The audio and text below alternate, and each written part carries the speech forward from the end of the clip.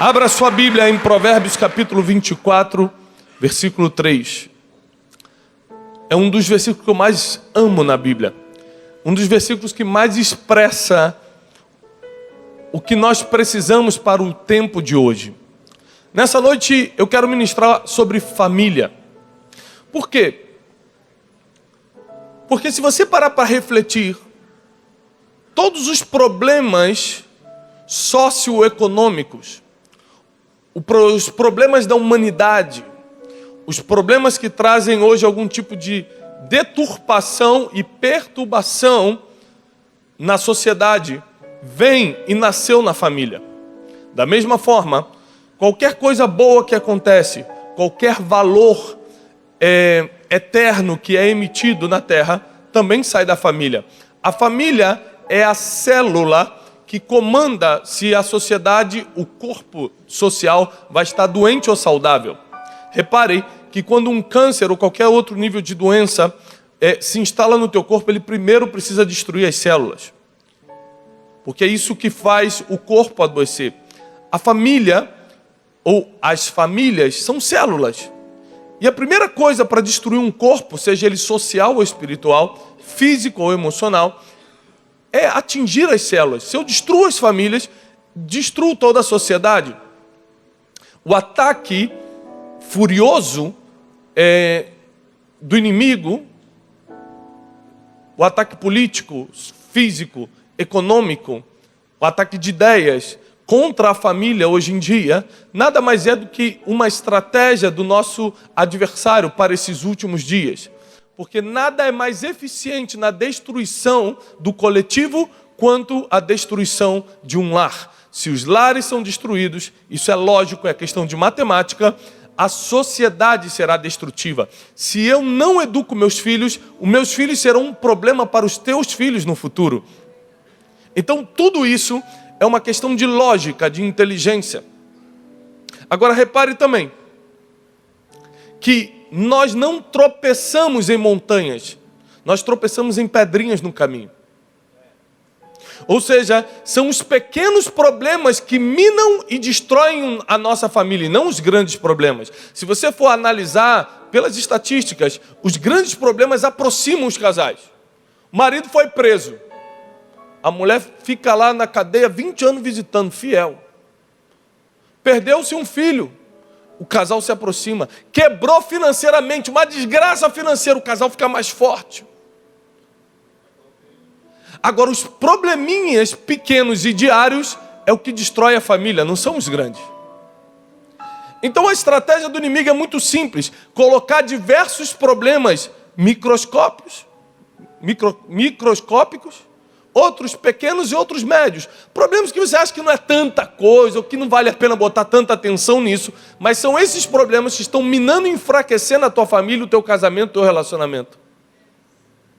Nós não tropeçamos em montanhas, nós tropeçamos nas pedrinhas. Isso que tem nos feito cair. A família é algo tão importante. No início do ano, eu levei as crianças para passear na Disney. Como o dólar estava quase 4 na época, eu tentei convencê-los que o Beto Carreiro era muito melhor do que a Disney. Eles não acreditaram, não sei porquê. E tive que levá-los. E um dos mentores que eu tenho, um mentor que me aconselha muito na área familiar, já um senhor de mais de 70 anos, ele me ligou e disse: eu estou vendo que você está passeando com as crianças. Eu falei: isso. Posso te dar um conselho? Claro. Desliga seu telefone, se desconecta do mundo exterior e vive intensamente esses dias. Crie lembranças para o futuro, neles e em você. Porque quando você chegar na minha idade e olhar para trás, a única coisa que você vai se lembrar são de dias como esses. De tempo que você passou com a sua família. Eu não consigo lembrar dos títulos acadêmicos, nem das vitórias financeiras que eu tive na vida. Na velhice, quando olhamos para trás, só olhamos para o que realmente importa, a família. Se todo mundo te ferir, se todo mundo te abandonar, se você perder o emprego, se alguém falar mal de você pelas costas, se o pior acontecer, só existe uma instituição que vai ficar do teu lado: a família. A família é a base para qualquer coisa que queremos empreender, seja emocional, espiritual, financeiro ou fisicamente. Por isso essa avidez do inimigo de tocar na tua família. Quem aqui é solteiro? Solteiros, meu Deus, são muitos. É uma igreja de desesperados. Quantos desesperados nós temos? Meu Deus, temos 1, 2, 3. Tem mais desesperado que solteiro, não é estranho? Você que ainda não casou, que não casou, Deus está te dando uma chance. Deus está te dando a chance de aprender para entrar num relacionamento saudável. Já entrar bem, já entrar feliz. Não confunda, você não vai casar para ser feliz. Porque você é feliz, agora você pode casar. Quando você botou uma aliança no dedo no altar, ou você que ainda não casou, quando colocar, você está abrindo mão da tua felicidade para fazer o outro feliz. Esses dias, um desgraçado de um amigo meu, desgraçado é desprovido de graça, ele abandonou a esposa com 4 filhos, 30 anos de casamento, e a esposa me ligou desesperada, eu tentei correr atrás dele, falei, rapaz, o que está acontecendo? Você tem 30 anos de casado, você tem 4 filhos, você está doido? Ele falou assim, Tiago, eu mereço ser feliz. Foi demônio capiroto, vermelhinho, chifrudinho. Ouça bem, flamenguista aí desse outro lado. Chamei pelo nome. Eu chamo o capiroto pelo nome. É forte a libertação.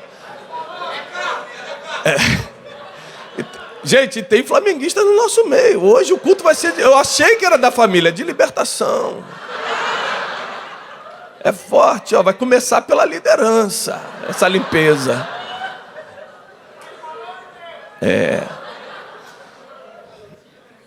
Eu falei, querido, eu não vou nem citar a Bíblia para você. Eu vou citar os antigos filósofos gregos. Aristóteles já dizia, não existe felicidade em detrimento da tristeza dos outros. Você merece ser feliz e a tua esposa e 4 filhos merecem ser infelizes? Não, você tem alguma coisa errada contigo. Você está doido. Se eu tivesse na tua frente agora, eu ia te dar uma voadora, gospel, mas era uma voadora. Porque quando nós assumimos o compromisso no altar, nós abrimos mão da nossa felicidade para fazer agora a família feliz. Os meus filhos merecem ser felizes. E se eu tiver que passar por cima do que for com a minha esposa, para que eles sejam felizes, para que ela seja feliz, eu o farei, porque eu assumi um compromisso no altar. Então presta atenção, você que ainda não casou, hoje à noite você vai receber algumas instruções. São muitas. Nós temos um seminário pelo Brasil chamado Família Inteligente, onde a gente passa muitas instruções. Aqui você vai receber algumas, 3 hoje, instruções para ter sucesso familiar. Quantos gostam? Quantos querem escutar segredos? Quantos gostam de segredos aqui? Quantos fofoqueiros nós temos nessa noite? Muita gente gosta de segredos, escutar segredos dos outros, né? Mas essa noite eu vou contar 3 segredos do céu para poder preservar a tua família. E você que vai casar, vai ter a grande oportunidade. Quem já casou, né? Tem que orar. Deus colocou essa pessoa do teu lado para te afinar, para te lixar, para praticar aquele versículo, suportai-vos uns aos outros. Esse dia eu estava pregando em Minas Gerais e estava pregando uma passagem tremenda sobre Nabal e Abigail. Nabal era um homem duro de coração, um homem maligno em suas obras, mas Abigail era uma mulher formosa e sábia. Nabal negou um pedido de Davi. Davi, furioso, pegou 600 homens, tirou a espada e partiu para cima para matar toda a família de Nabal. Diz a Bíblia que ele não deixaria nenhum menino vivo. Mas Abigail, sabendo disso, saiu no caminho, levou muitos presentes, comida, oferta, e falou, perdoe-me, Senhor, a transgressão foi minha. Assumiu a culpa e disse, perdão. Nabal é um homem insolente, um homem mau. A culpa foi minha. Olha, aqui está toda oferta, toda comida para os seus servos. Perdoe-me. Olha, você vai ser um grande rei sobre Israel. Não suje a sua mão hoje com sangue inocente. Deus vai te preservar de todos os inimigos e vai te dar a morada certa no reino. aquela mulher começou a se humilhar, com sabedoria começou a reverter a situação, começou a profetizar sobre a vida de Davi. E Davi falou: olha, mulher, se você não tivesse me procurado a tempo, hoje eu teria derramado sangue e não teria deixado nenhum menino vivo. Mas eu vou reverter a minha ordem por causa da tua sabedoria. A sabedoria daquela mulher reverteu a ordem de Davi. A Bíblia diz que 10 dias depois, Nabal morreu. Morreu. E foi tremenda essa mensagem a gente compartilhando. Então, no final, aquele mover espiritual, as pessoas chorando na frente. Tinha uma irmã gritando assim: basúria e tal. E eu fiquei mais perto escutando o que ela estava falando. Ela falou: Deus, como tu fizeste com Nabal.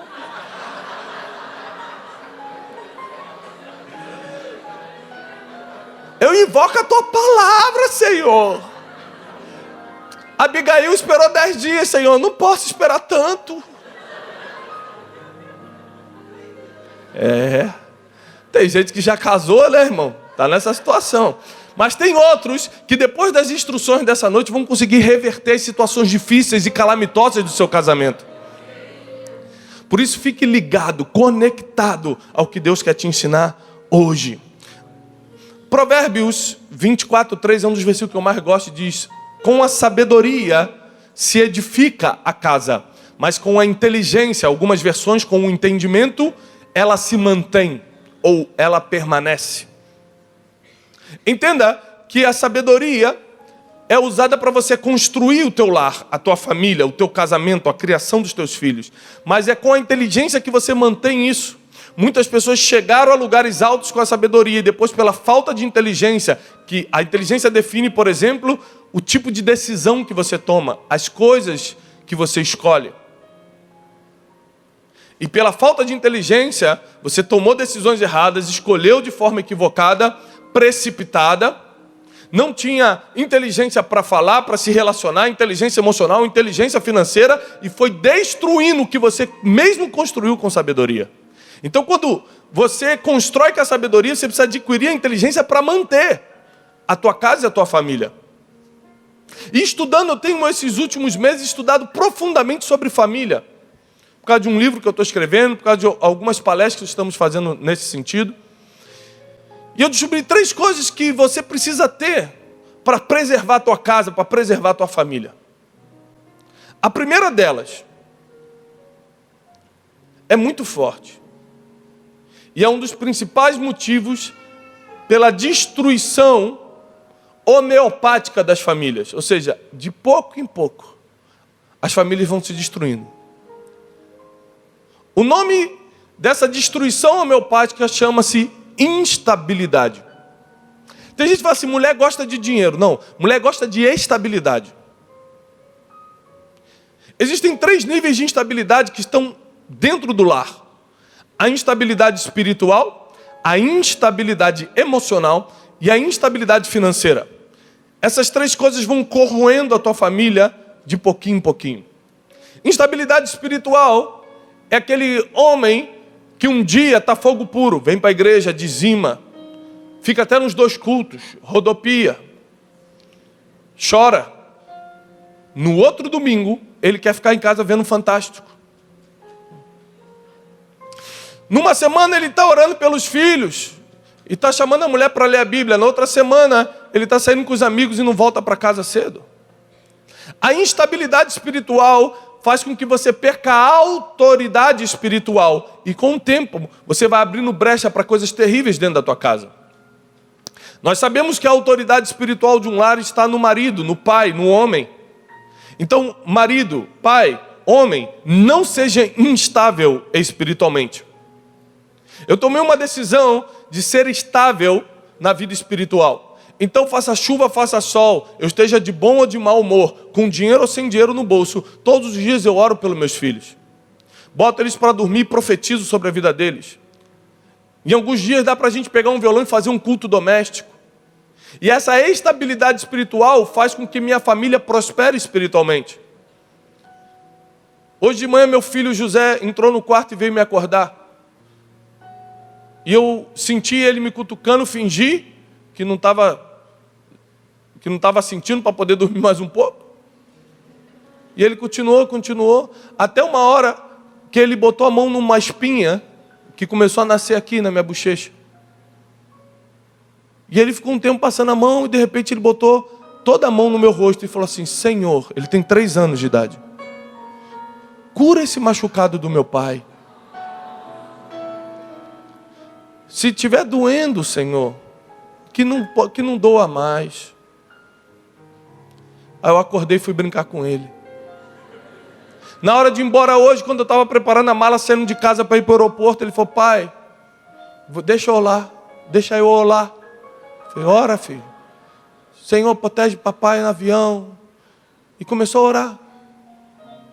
Mas uma cena como essa só é possível por causa da estabilidade espiritual.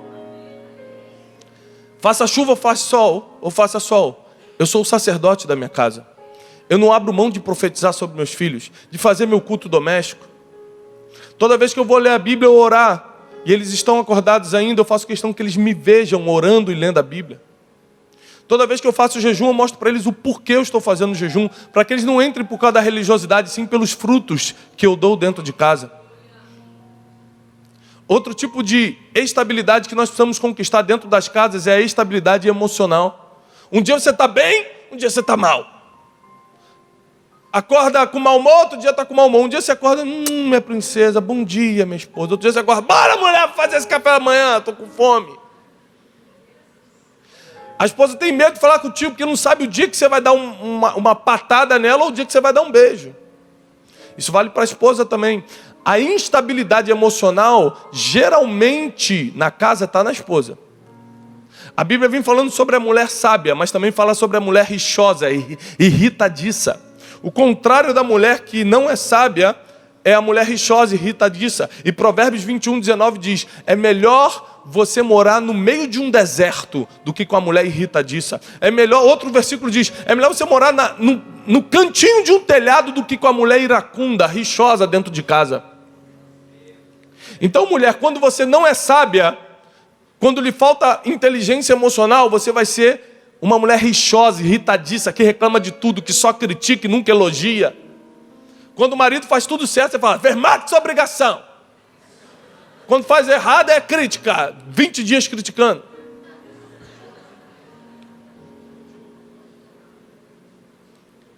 O que é isso?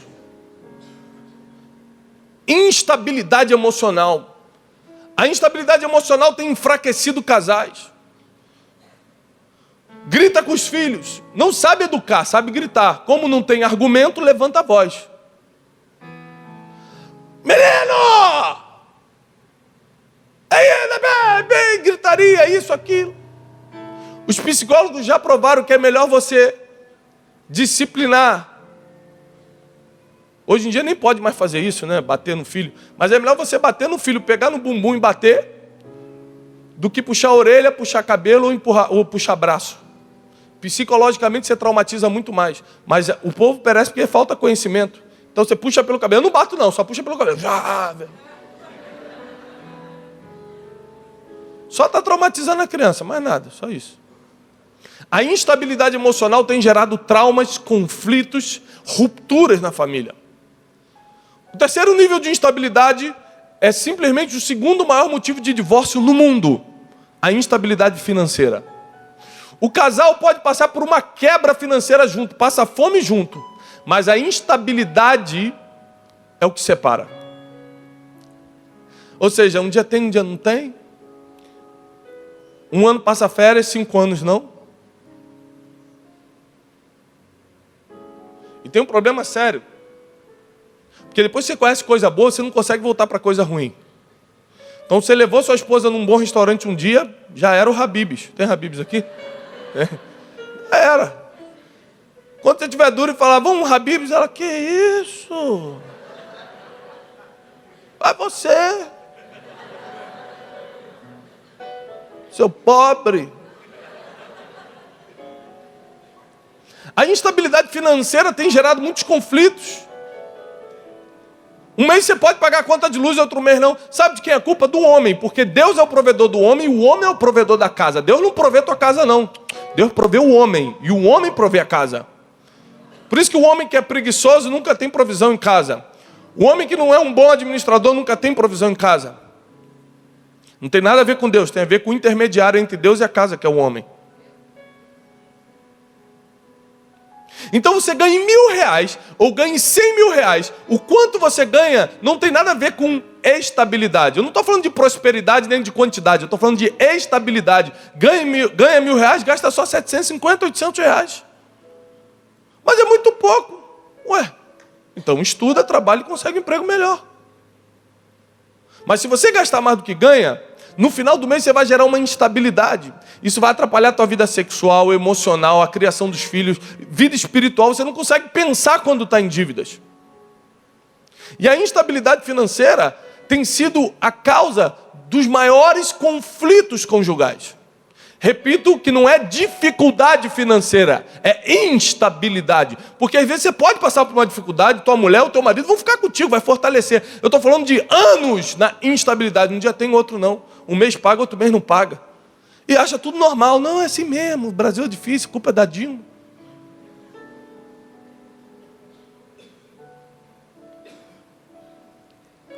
E a instabilidade tem criado isso.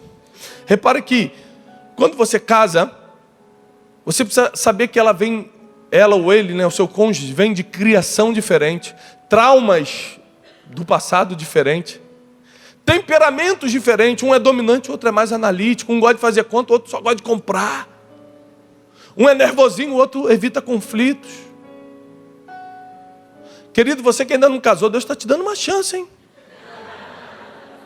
Esses dias um jovem veio falar comigo: pastor, ora por mim, pastor, estou desesperado. Eu falei: que foi, jovem? Quero casar. Quer casar? Quantos anos você tem, jovem? 19 anos. Está esse desespero: pastor, estou desesperado. Quer casar para quê, meu jovem? Pastor, fazer aquelas coisas, estou desesperado, pastor. Eu falei: querido, eu não sei o que te contaram sobre casamento, mas no casamento você não vai fazer essas coisas, não. Tá feliz e não sabe, hein, rapaz?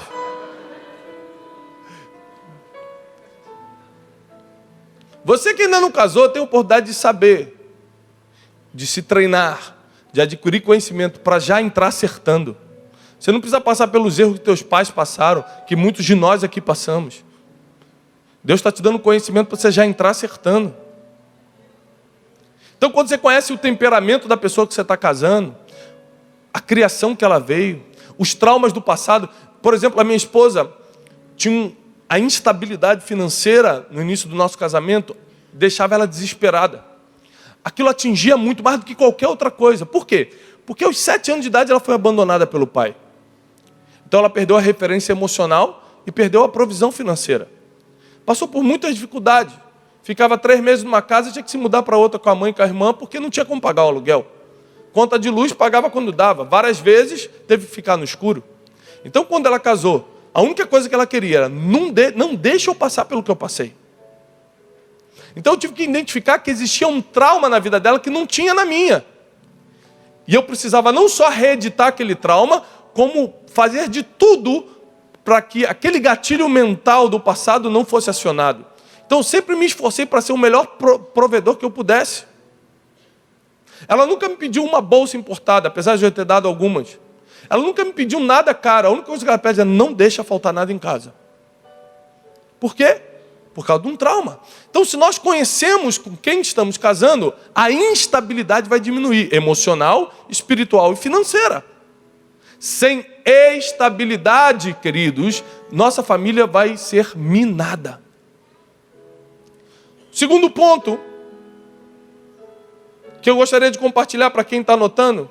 Quem não está anotando, infelizmente amanhã só vai lembrar de 13% do que foi falado, porque a neurociência já provou que o cérebro só consegue reter 13% do que é falado um dia depois. 2 dias depois você não lembra mais de nada, né?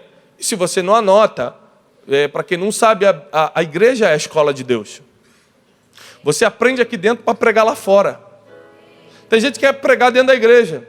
Que loucura! Aqui é a escola de Deus, Ele te ensina aqui para você praticar lá fora, para você exercitar lá fora, para você passar nas provas. Se você for 1 ano para a escola normal, sem levar material, quando chegar as provas você vai ficar reprovado, porque não tem material para estudar. Por que você acha que vai ficar anos vindo à casa de Deus sem material, sem anotar nada, sem estudar em casa, e quando vier a prova no teu casamento, na tua vida financeira, na tua vida emocional, você acha que vai passar? Não vai. E desse altar Deus tem concedido ouro. Do pastor, do anjo da igreja e das pessoas que Deus permite trazer aqui. É importante você anotar para aprender. E o segundo ponto diz o seguinte: perdão. Se hoje você está aqui é porque alguém te perdoou de alguma coisa, irmão. Porque todos nós fizemos alguma coisa que machucou alguém, que feriu, que quebrou um princípio. Muitos casais que estão aqui só estão hoje com o marido e com a esposa aqui porque foram perdoados. Anote isso: o perdão é o passaporte para o futuro. Sem perdão não tem futuro. Eu lembro de um fim de ano que nós passamos toda a família juntos. Eu, meus irmãos, meus pais, meus filhos, os filhos dos meus irmãos, os sobrinhos. Alugamos uma casa fora do país e fomos passar as festas de fim de ano juntos. Reunimos toda a família. E nós estávamos no sofá e no tapete da sala, as crianças brincando, meu pai, que é o avô deles, rolando com meus sobrinhos, com meus filhos, e brincando e rindo. E depois a gente começou a orar, cantamos um louvor juntos. E nesse momento meu pai falou: vocês podem me acompanhar lá fora? E chamou eu e meus irmãos, somos 3. E fomos lá para fora do condomínio, começamos a andar, e meu pai falou: deixa eu contar uma história para vocês.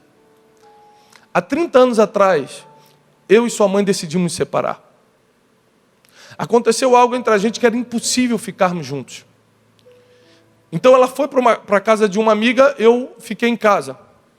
E nós decidimos, não tinha forma de voltar. Na segunda noite, eu fui no quarto orar por vocês. E Deus me falou que as minhas decisões podem afetar o meu destino e o destino da minha descendência. O que você escolhe para a tua vida hoje não está mudando só o teu destino, está afetando o destino dos teus filhos e dos filhos dos teus filhos. A tua descendência, ela é moldada pelas decisões que você tomou hoje.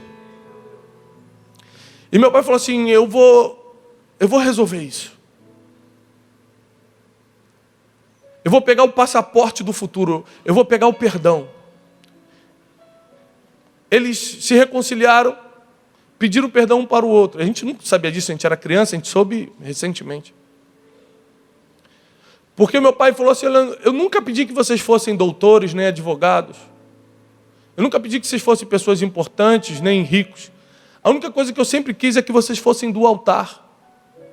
E se eu não liberasse perdão naquele dia, eu estava cortando a possibilidade de vocês serem homens do altar.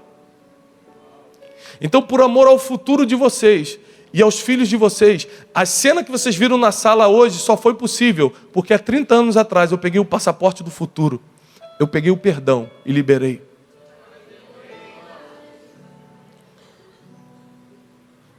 O perdão é algo tão sério que a Bíblia diz que se você não perdoa alguém aqui na terra, Deus também não te perdoa lá do céu.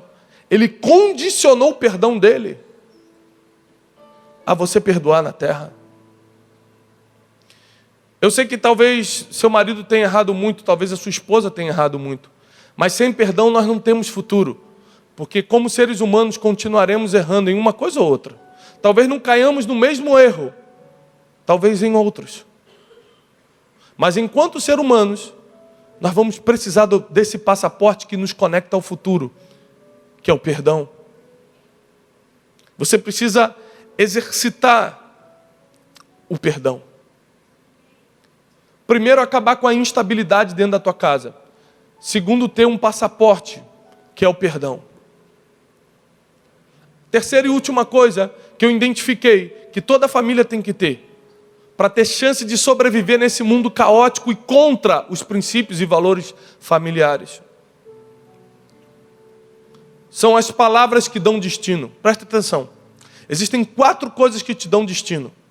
Você que está anotando, vai anotar uma pérola agora.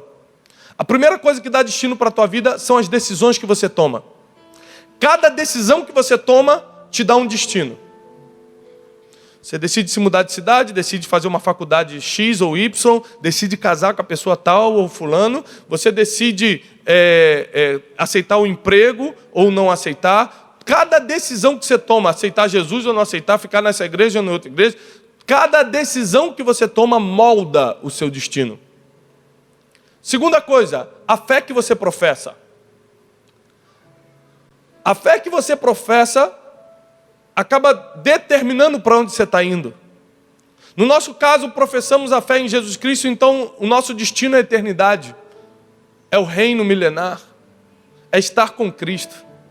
Nós determinamos o nosso destino quando passamos pelas águas do batismo, quando ceiamos nessa noite, quando estamos em comunhão com os santos, nós estamos selando o nosso destino. Terceira coisa, pelas conexões que fazemos. Quando eu me conecto com o pastor Eloy, ou quando eu me conecto com uma pessoa que não é tão séria, eu estou selando também, determinando o meu destino, seja bom ou ruim. As conexões podem ser boas ou ruins, mas as conexões que eu faço aqui determinam para onde eu estou indo. E a quarta coisa que determina o meu destino são as palavras que eu declaro. E esse é o ponto, esse é o terceiro ponto. As palavras que eu declaro determinam o meu futuro. Pais, que às vezes sem entendimento, talvez no auge de uma raiva, de um conflito interior, disse para os seus filhos: seu burro, você nunca vai ser nada. Seu pobre, você vai ser igual ao teu pai. Nem tenta que você não vai conseguir, você não pode. Você não merece isso. Palavras que entraram como uma espada cortante na mente da criança, criaram fantasmas, crenças que limitaram essa criança. Porque todas as palavras que os pais liberam para os seus filhos tornam-se destino para essas crianças, sejam boas ou ruins. Da mesma forma, as palavras entre os casais, entre o casal, entre marido e mulher, são como pedras que jogadas em vidraças. Você pode até pedir perdão, mas o vidro já está quebrado. Por isso, você pode estar no auge da tua raivinha. Cuidado com o que você fala com o teu cônjuge. Antes de eu casar, eu vou fazer 11 anos de casado. E antes de nós casarmos, eu casei muito novo e minha esposa mais nova ainda. Mas nós fizemos um compromisso. 2 compromissos de que nós nunca iríamos dormir brigados. Então, meu irmão, é uma dificuldade. Porque a gente briga, como qualquer casal, mas a gente nunca dormiu brigado. Então vai dando 11h30, vai dando aquele soninho, tu vai ficando meio tonto. Tu fala: meu Deus, essa mulher não vem me pedir perdão, eu estou cheio de sono. Aí você começa: meu Deus, vou ter que ir lá me humilhar de novo. Aí você entra no quarto assim, cheio de sono. Ó, você que errou comigo, mas eu quero te pedir perdão. Ah, quer? Não errei nada não. Porque sabe que a mulher tem esse jeito carinhoso com o marido. Não, você que errou, mas tudo bem dessa vez. Não, foi você que errou. Falei: tá bom, fui eu, vamos dormir. E a gente se acerta para poder cumprir a palavra que diz: não deixe o sol se pôr sobre a sua ira. E a segunda coisa que nós nos acertamos e fizemos um compromisso é de jamais pronunciar a palavra divórcio dentro da nossa casa. Acredite, nós passamos por muitos problemas, mas muitos problemas sérios, principalmente no início do casamento.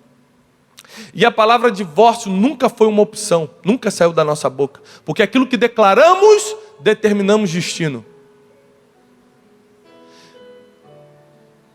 Existem casais hoje que estão brigando por qualquer coisa. Vai, então vou separar, vai fazer para casa da tua mãe, seu infeliz. E começa a declarar palavras sobre o marido, sobre a esposa e os filhos escutando.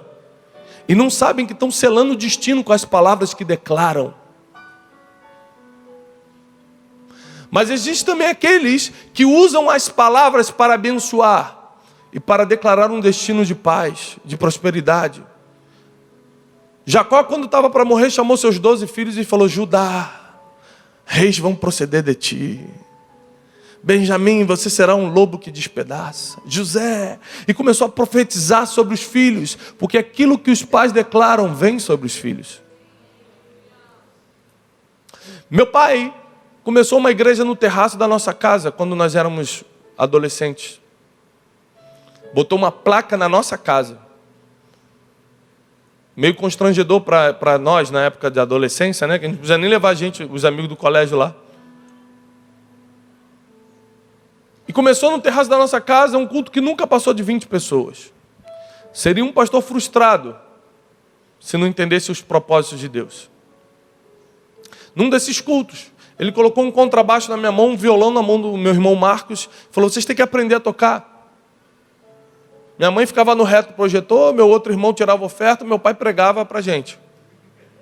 Com o tempo a gente chegou a 20 pessoas. Era multidão para a gente. E nesses cultos, às vezes com 5, 10 pessoas, meu pai começava a gritar, profetizava sobre a gente, ele ficava vermelho com as veias, saltando no pescoço: desse altar vão sair música para as nações. E meu irmão olhava para mim e falava assim: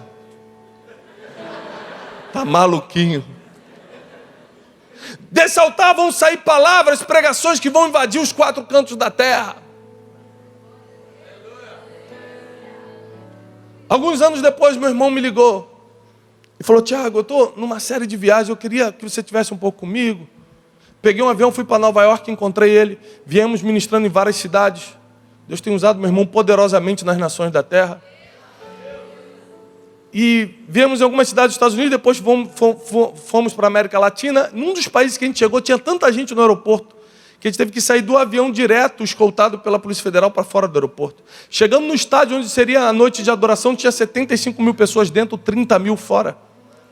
Então ele subiu, pegou o violão, e quando ele deu o primeiro Lá maior, as 105 mil pessoas dentro e fora começaram a cantar: o que está sentado sobre o trono. E ele começou a chorar. E eu pensei que ele estava passando mal, porque ele não é emotivo. Falei: o que foi, Marco? O que está acontecendo? Você está passando mal? Ele falou: não. Estou lembrando do meu pai, anos atrás, profetizando que daquele altar sairia música para as nações. Eu estou lembrando das palavras do nosso pai, que dizia que nós iríamos pregar nos 4 cantos da terra. Semana passada eu estava no Japão, e a equipe de japoneses estava ministrando, estava cantando uma música dele, e eu ia pregar na noite. No Japão, estavam cantando uma música que saiu daquele altar para 20 pessoas, e iria pregar um pregador que saiu daquele altar para 20 pessoas. Por causa de uma palavra que dá destino. Os teus filhos e os filhos dos teus filhos podem comer da bênção das palavras que você profetiza hoje. Você pode chamar ele de burro, você pode chamá-lo de pobre, mas também você pode botar a mão e falar: eu declaro que você vai ser um profeta do Senhor. Eu profetizo que você vai ser uma princesa de Deus, que nada lhe será impossível, que o Brasil vai mudar pelas tuas mãos. Ei, da sua boca tem poder. Seja a glória, seja a honra e o poder. Você escreve o teu futuro com o que você decide hoje, com o conhecimento que você adquire hoje. Acabe com a instabilidade dentro da tua casa, seja ela emocional, financeira ou espiritual. Acabe com a instabilidade, ela vai corroer tua família. Tenha sempre um passaporte para o futuro nas tuas mãos, que é o perdão. E determine o seu destino pelas palavras que você confessa e declara. Pare de falar: não vai dar certo. Não vamos nem tentar. Não vou naquela feira dos imóveis não. Com certeza a gente não vai conseguir comprar aquela casa mesmo. Tudo que você declara determina destino. Esse dia minha filha chegou em casa, tirou nota baixa na escola. E chegou: pai, desculpa, você estudou comigo, mas eu tirei nota baixa. Acho que eu fui a pior aluna da escola, pai. Eu peguei ela, coloquei em cima da mesa para ela ficar mais alta do que eu. E falei assim: você nasceu para vencer. O que você passa hoje não quer dizer o que você vai ser no futuro. Você é uma princesa de Deus, minha filha. Você vai mais longe do que papai foi. Você não tem ideia de onde você pode chegar, de onde Deus vai te colocar. Não pense que uma nota baixa determina a tua inteligência. Você é uma menina inteligente. E comecei a profetizar sobre a vida dela. Comecei a acariciar as emoções dela, para que o destino dela seja moldado pelas palavras que saem da boca do Pai. Fala, pastor, mas eu não tive pai. Deus não fica devendo nada a ninguém. Se você não teve família, não teve pai, Deus colocou um pai espiritual nessa casa para cuidar de você e da tua casa. Porque a Bíblia diz que ainda que teu pai e tua mãe te abandone, eu jamais te abandonarei. Ele está contigo todos os dias. E é por isso que Ele te trouxe aqui nessa noite, querida. Porque Ele vai começar um processo de restauração na tua família. Não vai ser com uma oração forte, não vai ser jogando sal grosso, não vai ser fazendo um ato profético. Vai ser com conhecimento. Vai ser começando a usar a inteligência emocional para controlar o que você fala dentro de casa. Eu e minha esposa temos temperamentos diferentes. Ela é paciente, eu sou dominante. Isso gera alguns conflitos. O que às vezes você bota a culpa no diabo, nada mais é às vezes do que um temperamento. Eu tive criação militar, ela não. Ela tem alguns traumas do passado, eu tenho outros. Quando eu aprendi que somos pessoas diferentes e que eu abro mão da minha felicidade pela felicidade dela, meu filho, a gente nunca mais teve problema. Qualquer conflito que tem é rápido de resolver. Às vezes ela fala, Tiago, eu quero jantar hoje. Eu falei, tá bom. Eu fico esperando ela se arrumar para ver onde ela quer que eu leve, porque dependendo da roupa que ela coloca, eu já sei qual é o restaurante, né? Quando ela se arruma toda, eu falo, meu Deus, eu vou morrer num dinheiro hoje. Aí começa a me arrumar no nível. Quando chega no carro, eu falei, vamos, meu amor, onde você quer jantar? Ah, não sei, onde você quiser. O dominante odeia a indecisão. Fala, mas você que me chamou? Ah, não, para onde você quiser. Eu falei, tá bom, vamos naquela comida japonesa. Ah, não, tudo menos japonês hoje. Eu falei, pô, então. E aí já começa a confusão. Mas a inteligência emocional, o domínio próprio, mais mansidão, os frutos do Espírito, nada mais é do que a inteligência emocional. O domínio próprio e mansidão me fez com o tempo melhorar meu argumento e diminuir minha voz. Fala, meu amor, tá bom. Sendo com você, eu vou em qualquer lugar. E é verdade, né? Porque nós sempre esperamos a recompensa da meia-noite, né, irmão? Fazemos nada sem interesse nesse mundo, né? Oxa, rapaz. O mundo está perdido. Mas Deus te trouxe aqui nessa noite para que palavras saiam do altar e determinem o seu destino.